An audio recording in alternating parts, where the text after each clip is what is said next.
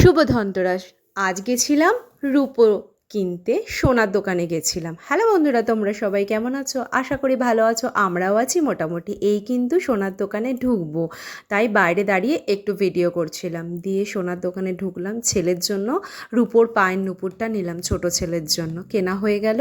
কিনে এবার বাইরে বেরোলাম, বেরিয়ে এবার দেখো রাস্তায় হচ্ছে অনেক লাইট বসেছে, ঠাকুর কত সুন্দর না, বা ঘরে থাকলে কিছুই বোঝা যায় না। দেখো কত ঝেঁটা, আজকে ঝেঁটাটাই হচ্ছে মেন। তারপর কত বাজি, দেখো কত সুন্দর।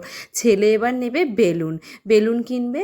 আর আমরা একটু ঘুরলাম, ভালোই লাগলো ঘরে থাকার থেকে বাইরে যাওয়াটা ভালোই। দেখো লাইট কত সুন্দর সুন্দর, তারপর কত প্রদীপ, অনেকের তো অনেক নিয়ম থাকে প্রদীপ জ্বালানোর, অনেক নানান ধরনের প্রদীপ আমরাও কিনেছি। এই হলো ঝেঁটা, মানে ধনতেরাসে হচ্ছে মেন জিনিস ঝেঁটা। এটাই হচ্ছে মা লক্ষ্মীর সব কিছু। ঝেঁটাটা খুবই ইম্পর্টেন্ট জিনিস, এটা নেওয়াটা খুবই দরকার। আমাদেরও কেনাকাটি করা হলো, ঝেঁটাটাও নিয়ে নিলাম। কেন হচ্ছে মা লক্ষ্মীর হচ্ছে ঝেঁটা জিনিসটা সবাই ঘরে আনতে পারে, সবাই তো আর সোনার উপর নিতে পারে না। কিছু কিছু জিনিস নিয়ম থাকে যে এটা নিতে হয়, তো এটা হচ্ছে নেওয়াটা খুবই ভালো। তো তারপরে এবার খিদে পেয়েছে, কি খাবো চলো। আজকে সবসময় বড় বড় হোটেলে যাওয়ার থেকে কোনো ছোট দোকানে খাবারও খুব সুন্দর হয়।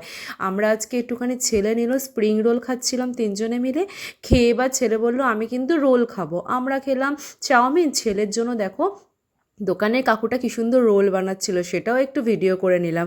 তো ছেলের জন্য বানানো হচ্ছে, ছেলে খাবে রোল, আমরা খাবো চাউমিন। তো ছেলের রোল বানানো হয়ে গেল, এবার খাবো চাউমিন। ছোটোটাকে তো বড় বাবা ধরে আছে, আমি তাই খাইয়ে দিচ্ছি আমার বরকে। ভিডিওটা ভালো লেগে থাকলে অবশ্যই লাইক করো, কমেন্ট করো, আমার পাশে থেকো। টাটা বন্ধুরা, আশা করি খুব ভালো থেকো।